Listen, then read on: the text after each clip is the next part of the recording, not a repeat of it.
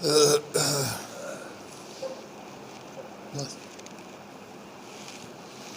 بالله من الشيطان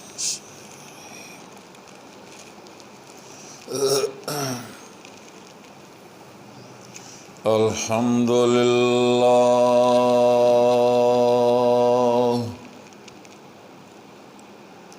الحمد لله رب العالمين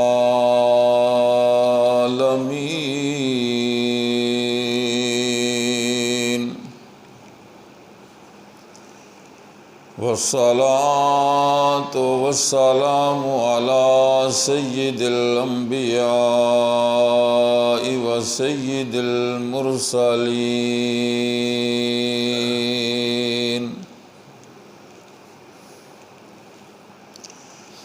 أما بعد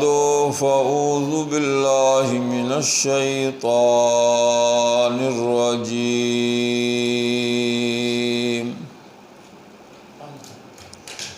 بسم الله الرحمن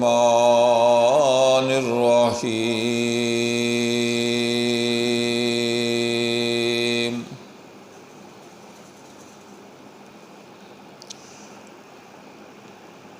لقد جاءكم رسول من أنفسكم عزيز عليه ما عنتم حريص عليكم بالمؤمنين رؤوف رحيم صدق الله مولانا العظيم وصدق رسوله النبي الكريم الأمين إن الله وملائكته يصلون على النبي يا أيها الذين آمنوا صلوا عليه وسلموا تسليما درود پاک پڑھو الصلاة والسلام عليك يا سيدي يا رسول الله الصلاة والسلام عليك يا سيدي يا حبيب الله الصلاة والسلام عليك يا سيدي يا رحمة للعالمين وعلى آلك وأصحابك يا سيدي يا خاتم النبيين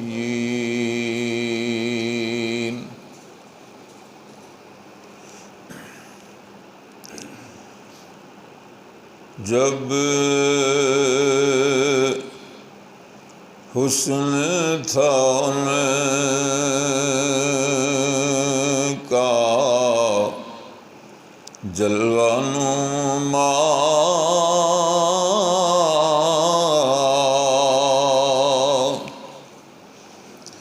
جب حسن تھا ان کا جلوہ نما انوار کا عالم کیا ہوگا ہر کوئی فدا ہے بن دیکھے ہر کوئی فدا ہے بن دیکھے دیدار کا عالم کیا ہوگا جب حسن تھا ان کا جلوہ نما انوار کا عالم کیا ہوگا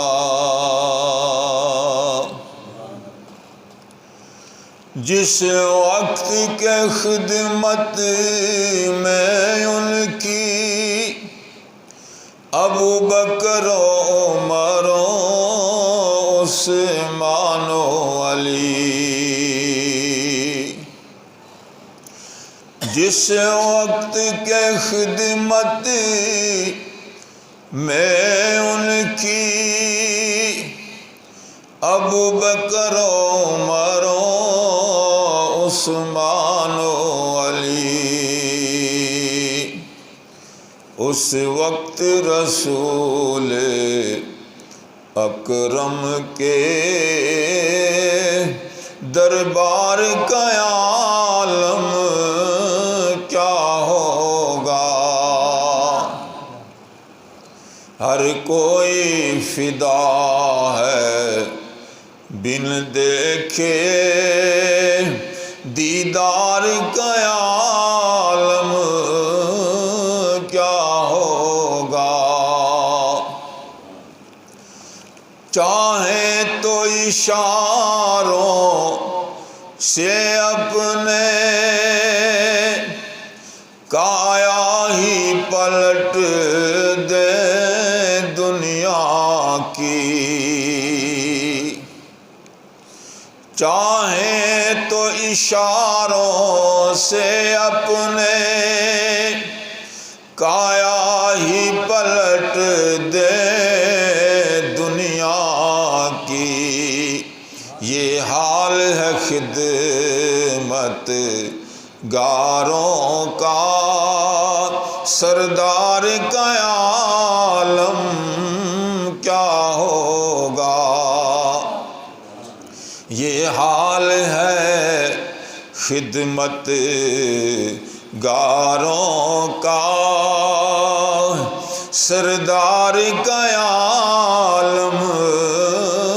کیا ہوگا، معراج کی شب جب حق سے ملنے عرش معلا پر پہنچے، میرے اور آپ کے پیارے نبی صلی اللہ علیہ وسلم معراج کی شب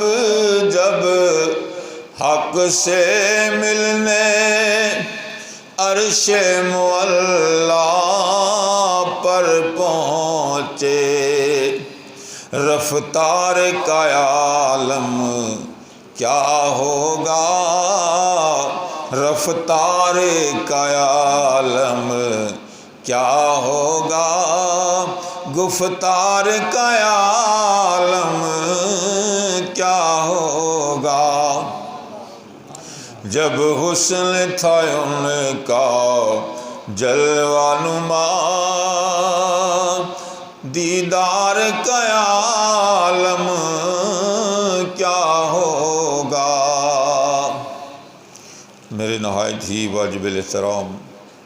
برادران اسلام، محترم بزرگو عزیزو، السلام علیکم ورحمۃ اللہ وبرکاتہ۔ اللہ تبارک و تعالی جل شانہ کی بے شمار حمد و ثنا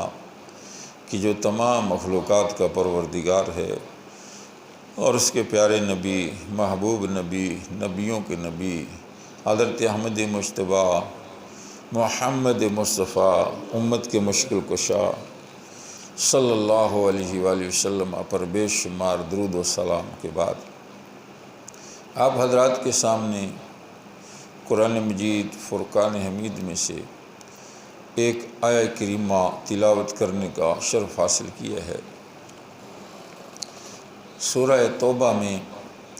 اللہ کریم ارشاد فرماتا ہے، لَقَدْ جَاءَكُمْ رَسُولٌ مِّنْ أَنفُسِكُمْ، تحقیق تمہارے پاس آیا ایک رسول اللہ کی طرف سے تمہیں میں سے، اس کی یہ شان ہے عزیز علیہ، اگر امتی کو کوئی تکلیف ہو تو میرا نبی اپنی امتی کے غم میں پریشان ہو جاتا ہے۔ حریص علیکم بالمومنین رؤوف رحیم، مومنوں کے لیے حریص ہے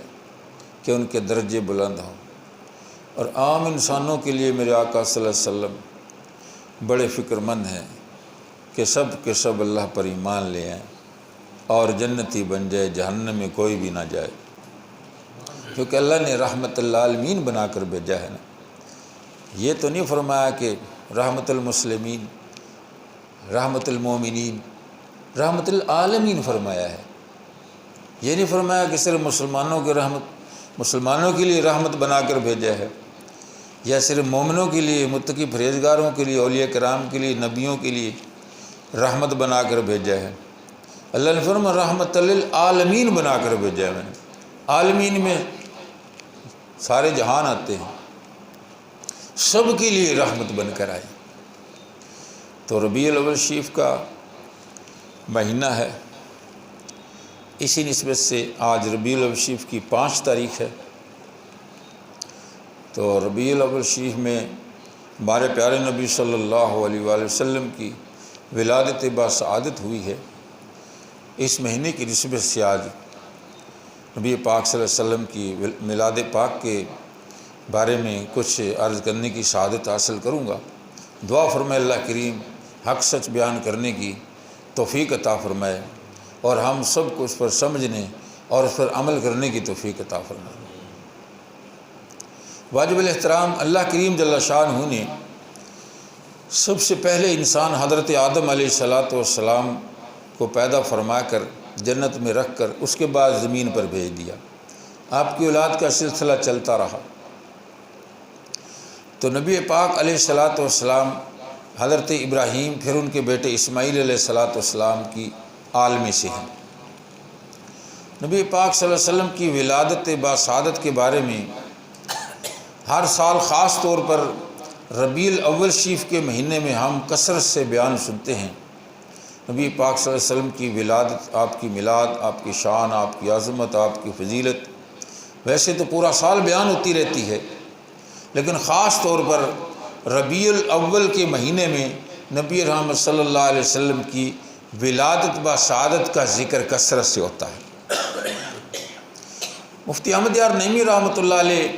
اہل سنت و جماعت کے بہت بڑے مفسر قرآن ہیں۔ آپ فرماتے ہیں نبی پاک صلی اللہ علیہ وسلم کی ولادت باسعادت منانے کا ایک یہ بھی بہت بڑا فائدہ ہے کہ کہیں ناسمجھ لوگ، بیوقوف لوگ نبی پاک صلی اللہ علیہ وسلم کو کہیں خدا کا درجہ نہ دے دیں۔ پیدا ہوئے ہیں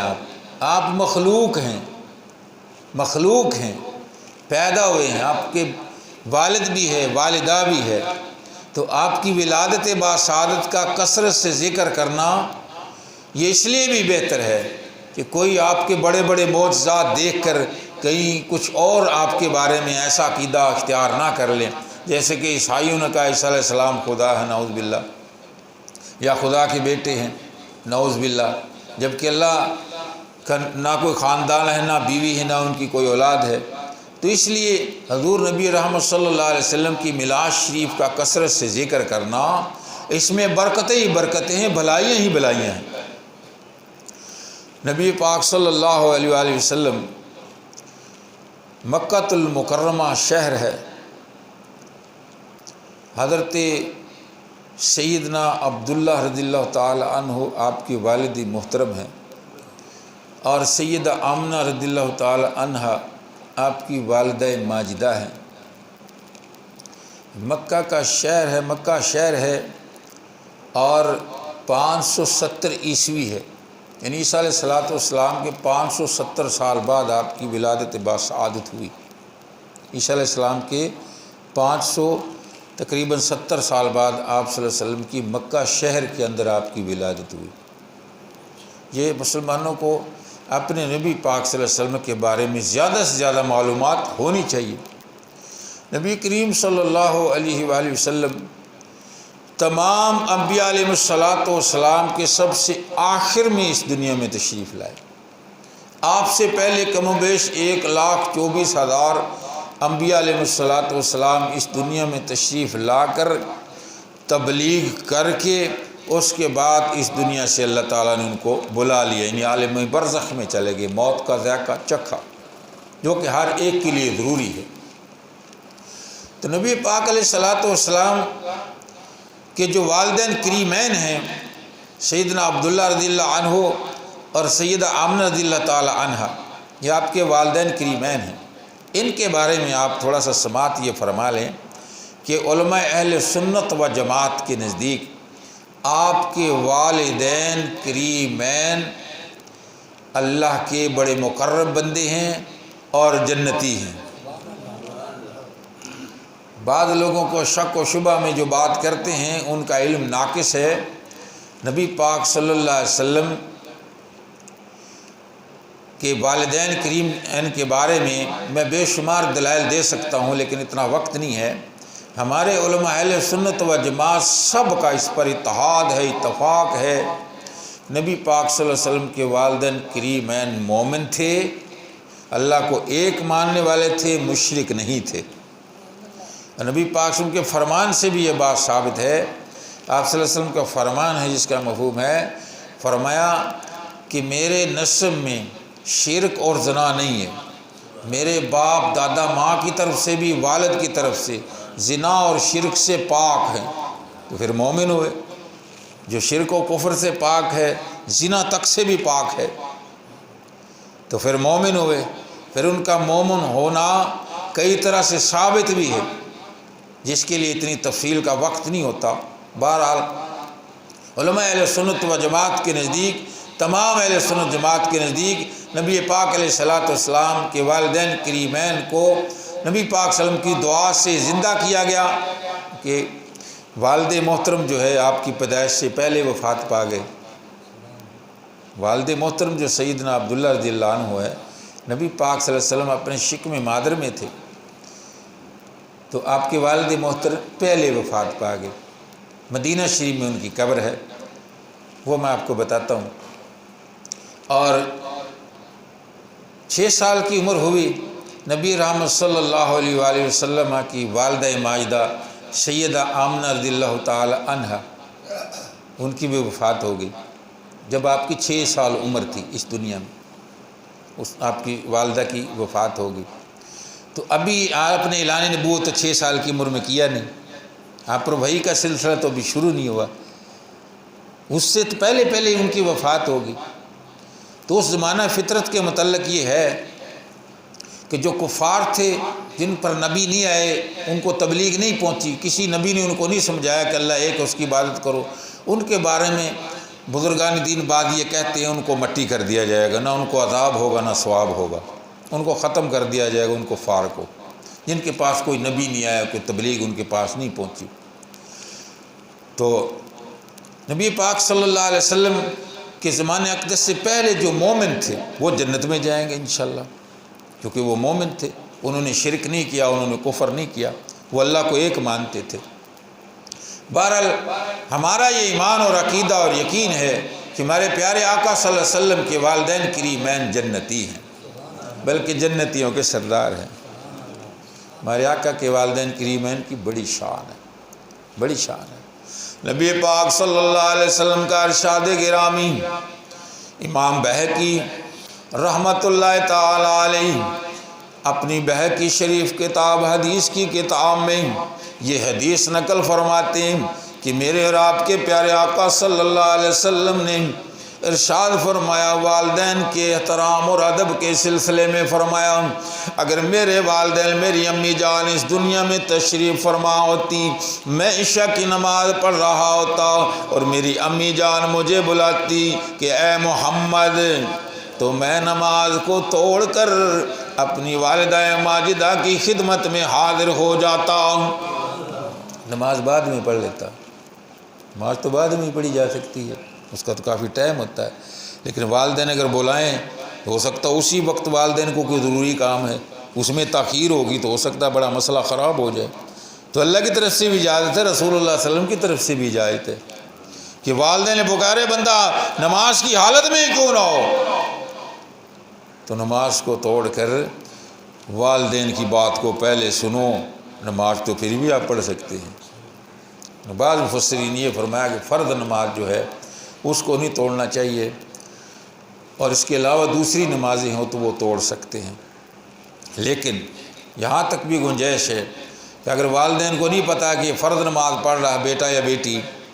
کون سی نماز پڑھ رہا ہے، اور وہ آواز دیں اور ان کو پتہ بھی ہو کہ نماز پڑھ رہا ہے میرا بیٹا یا بیٹی، ان کو پتہ بھی ہو، تو پھر اگر نماز پڑھنے والے کے علم میں آ جائے کہ میرا والد یا والدہ مجھے بلا رہے ہیں، کوئی ضروری کام ہوگا جو نماز کی حالت میں مجھے بلا رہے ہیں، کوئی ضروری ہی بات ہوگی، تو فوراً نماز توڑ دیں،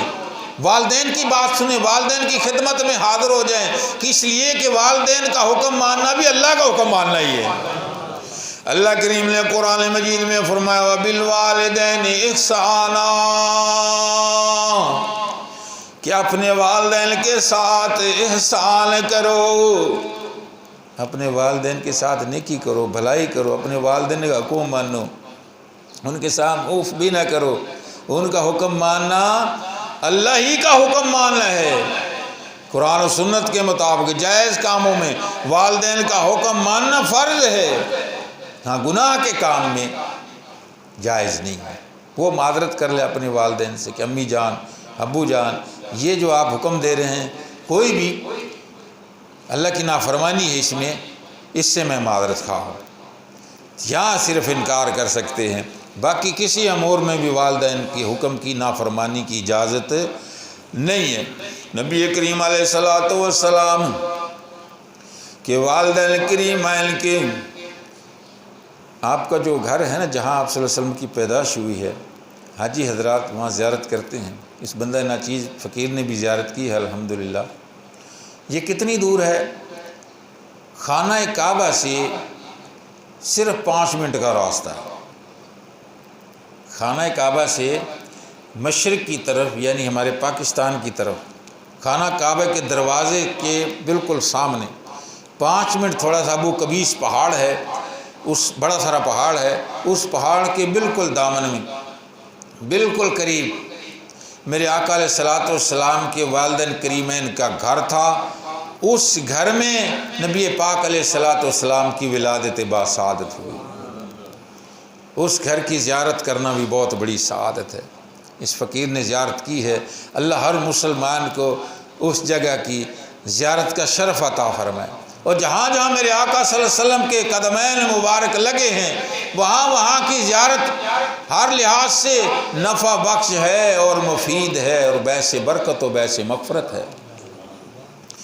مفسرین لکھتے ہیں نبی پاک علیہ الصلوۃ والسلام 570 عیسوی کو میرے آقا صلی اللہ علیہ وسلم ربیع الاول کے 12ویں تاریخ صبح صادق کے وقت اپنی والدہ ماجدہ کی گود میں تشریف لائے۔ نبی پاک صلی اللہ علیہ وسلم جب اس دنیا میں تشریف لائے، مفسرین فرماتے ہیں فوراً اللہ کی بارگاہ میں سجدہ کیا۔ اللہ نے سب کچھ پڑھا کر سمجھا کر اس دنیا میں بھیجا۔ یہ تو اللہ کا نظام ہے نا، جس طریقے سے آپ کو اس دنیا میں بھیجا، آدم علیہ السلام کی اولاد سے پیدا کیا، ہیں جی، اولاد آدم کو شرف بخشا کہ جو تمام مخلوقات میں جو سب سے افضل ترین مخلوق ہے حضرت محمد صلی اللہ علیہ وسلم، وہ بھی اولاد آدم میں سے ہیں، آدم علیہ السلام کی اولاد میں سے ہیں۔ نبی کریم صلی اللہ علیہ وآلہ وسلم جب اس دنیا میں تشریف لائے، سبحان اللہ، ایسی گھڑی، ایسا وقت، ایسا لمحہ، ایسا سال، ایسی صدی، ایسا مہینہ، ایسی صبح، ایسی رات، ایسا دن قیامت تک نہیں آ سکتا، قیامت تک نہیں آ سکتا، نہیں آ سکتا، قیامت آ جائے گی۔ ایسا وقت، ایسا دن، ایسا مہینہ، ایسا سال، ایسی صدی، ایسی گھڑی، ایسا لمحہ قیامت تک نہیں آ سکتا۔ نبی پاک صلی اللہ علیہ وآلہ وسلم کعبہ کو بسانے والے، بتوں سے پاک کرنے والے، اللہ کریم نے اپنے گھر کو بے شمار بتوں سے، شرک سے، کفر سے پاک کرنے کے لیے اپنے پیارے حبیب حضرت آمد مجتبیٰ محمد مصطفیٰ صلی اللہ علیہ وسلم کو بھیج دیا۔ اس لیے بھیج دیا کہ اس وقت کعبے کے اندر 360 بت رکھے ہوئے تھے، اور مکہ کے لوگ کفار مشرکین ان بتوں کی پوجا کرتے تھے، اور یہ تقریباً 1000 سال سے کعبے میں یہ بت رکھے ہوئے تھے۔ میں نے پڑھا تفسیروں میں 1000 سال تک ان لوگوں نے کفر و شرک کیا ہے اور ان بتوں کی پوجا کی ہے، اور اللہ کو وہ وحدہ لا شریک نہیں مانتے تھے۔ ان بتوں کو بھی وہ خدا کی طرح مانتے تھے، خدا کو بھی مانتے تھے لیکن ان بتوں کو بھی خدا کی طرح مانتے تھے۔ یہ تو شرک ہو گیا۔ اللہ فرماتے یہ تو شرک، ان الشرک لظلم عظیم، شرک بہت بڑا ظلم ہے کہ اللہ وحدہ لا شریک ہے جس نے کائنات کو پیدا کیا ہے، اس کائنات کا ایک ذرہ بھی اللہ کے سوا کسی اور نے پیدا نہیں کیا ہے، تو وہ پھر اللہ کے شریک کیسے ہو سکتے ہیں؟ ان سب کو اللہ نے پیدا کیا ہے۔ تو اس لیے اللہ نے اپنے پیارے حبیب علیہ الصلوۃ والسلام کو اسی شہر میں پیدا فرمایا، اسی خاندان میں پیدا فرمایا۔ نبی پاک صلی اللہ علیہ وسلم اس دنیا میں جب تشریف لائے نا، پوری دنیا میں کفر و شرک تھا، بے شمار انسان کفر و شرک میں مبتلا تھے، کیونکہ ادھر 570 سال ہو گئی عیسیٰ علیہ السلام کو اس دنیا سے، اللہ نے اٹھا لیا ان کو۔ 570 سال کا گیپ کے اندر لوگ کفر و شرک میں مبتلا ہو گئے، اور ادھر حضرت اسماعیل علیہ السلام کی اولاد میں سے نبی پاک صلی اللہ علیہ وسلم کے سوا کوئی پیغمبر ہوا ہی نہیں۔ یہ ہزاروں سال کا وقفہ ہے، مکہ کی تاریخ میں ہزاروں سال کا وقفہ ہے۔ تو یہ اس وقت ایک امر الہی اس وقت کا سردار تھا، اس نے 1000 سال حکومت کی، مکہ پر اس کی چلتی تھی۔ وہ ایک کہیں سے بت لے آیا کسی اور ملک سے، کعبے میں لا رکھا اس نے، خبیث نے، اور لوگوں کو بت پرستی پر مجبور کیا۔ لوگ بت پرستی پر لگے۔ نبی پاک صلی اللہ علیہ وسلم نے فرمایا کہ امر الہی جو ہے وہ جہنم میں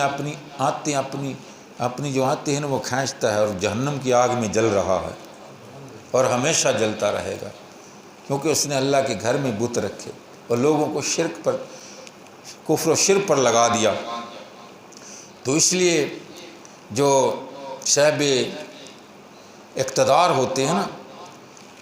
طاقت ہو، دولت ہو، تو اللہ سے ڈرنا چاہیے، کہیں وہ دولت کی طاقت سے اور اپنی طاقت سے، فوج کی طاقت سے، مین پاور کی وجہ سے کہیں کوئی اللہ کی نافرمانی کوئی نافذ نہ کر دے، اس لیے بچنا چاہیے۔ تو امر الہی جو ہے جہنمی ہو گیا یہ کام کر کے، اس نے شرک شروع کیا۔ تو نبی پاک صلی اللہ علیہ وسلم نے اللہ کا گھر خانہ کعبہ کو پاک کیا، پاک کیا نا۔ آج تک 1400 سال ہو گئے ہیں، خانہ کعبہ میں صرف ایک رب کی عبادت ہوتی ہے۔ کس کی ہوتی ہے؟ صرف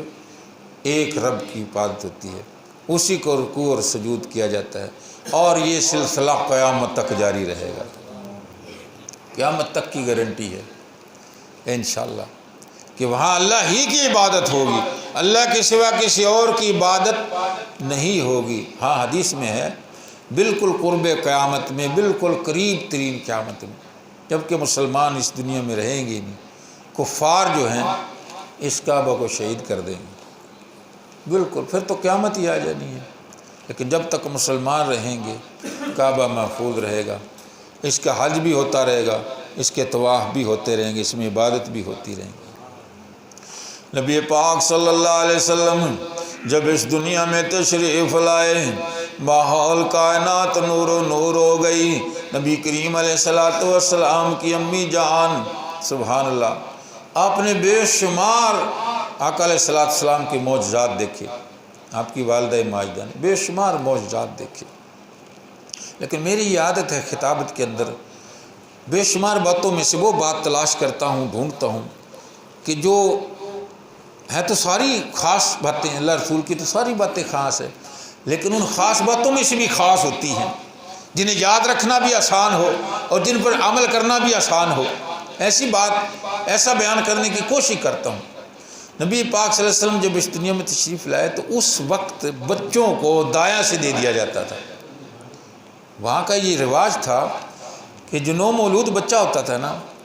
ان کو دائیاں لے جاتی تھی۔ تو حلیمہ سعدی رضی اللہ تعالی عنہ کا آپ نے تو بارہا ذکر سنا ہے کہ یہ مکہ میں تشریف لائیں اور دائیاں بھی آئیں بچوں کو لینے کے لیے، بچوں کو وہ پالتی تھی، دودھ پلاتی تھی، اور والدین سے اس کی پھر اجرت لیتی تھی، انعام لیتی تھی۔ غربت تھی، بہت غربت تھی اس دور میں۔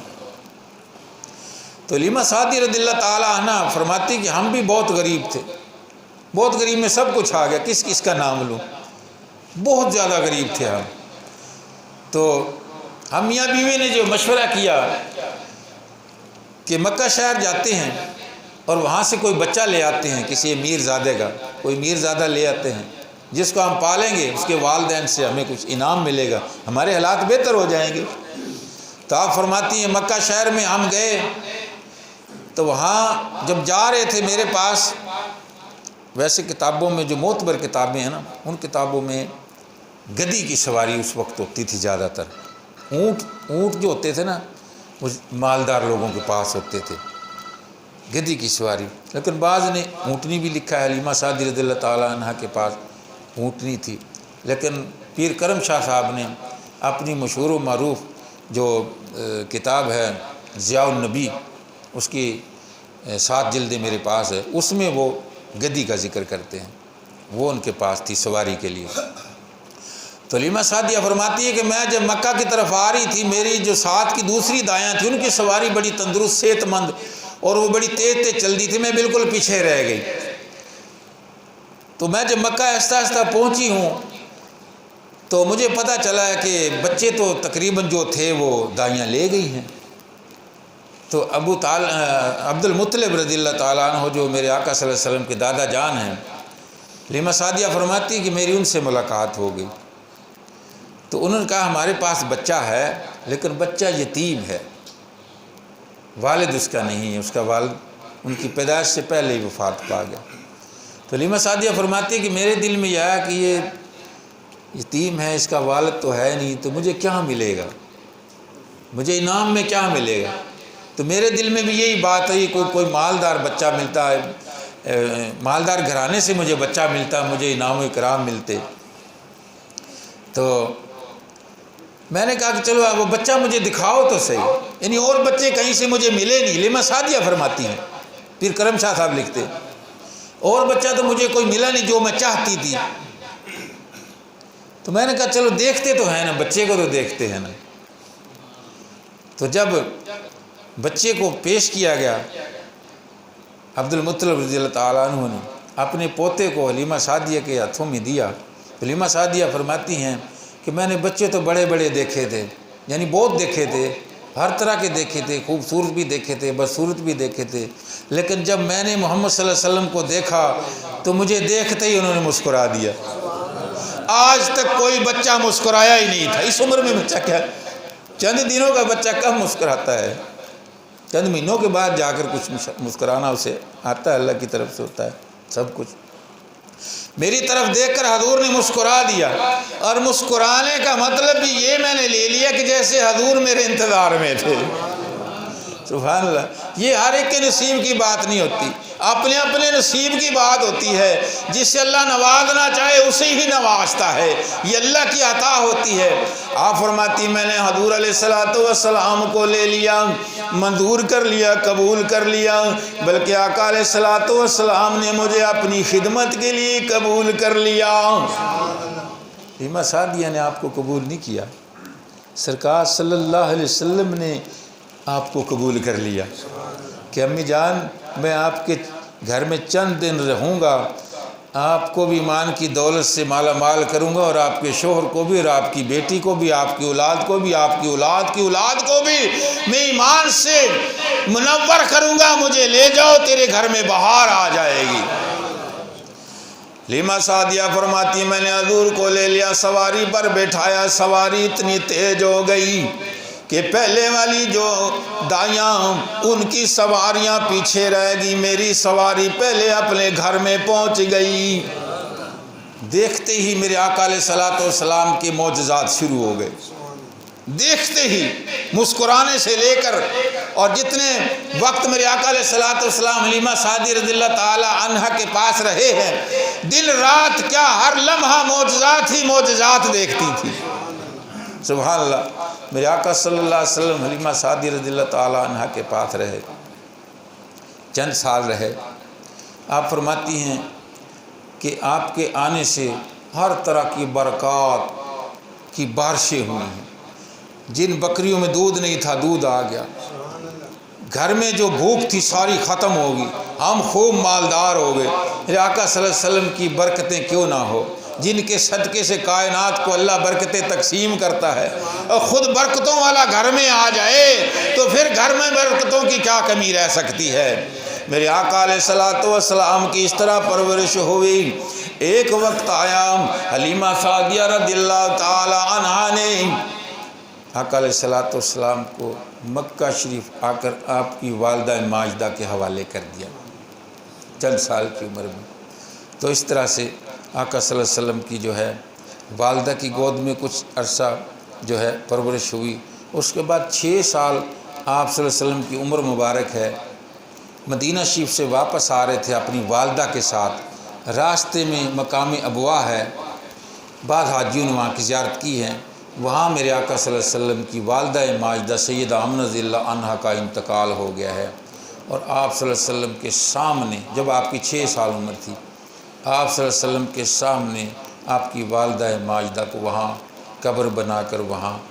دفن کیا گیا۔ انشاءاللہ العزیز بقیہ بیان جو ہے آئندہ جمعۃ المبارک میں ربیع الاول کا مہینہ انشاءاللہ ہوتا رہے گا۔ اللہ تعالیٰ مجھے اور آپ کو پیارے آقا علیہ الصلوۃ والسلام سے سچا اور سچا عشق نصیب فرمائے۔ آمین۔ وآخر دعوانا ان الحمدللہ رب العالمین۔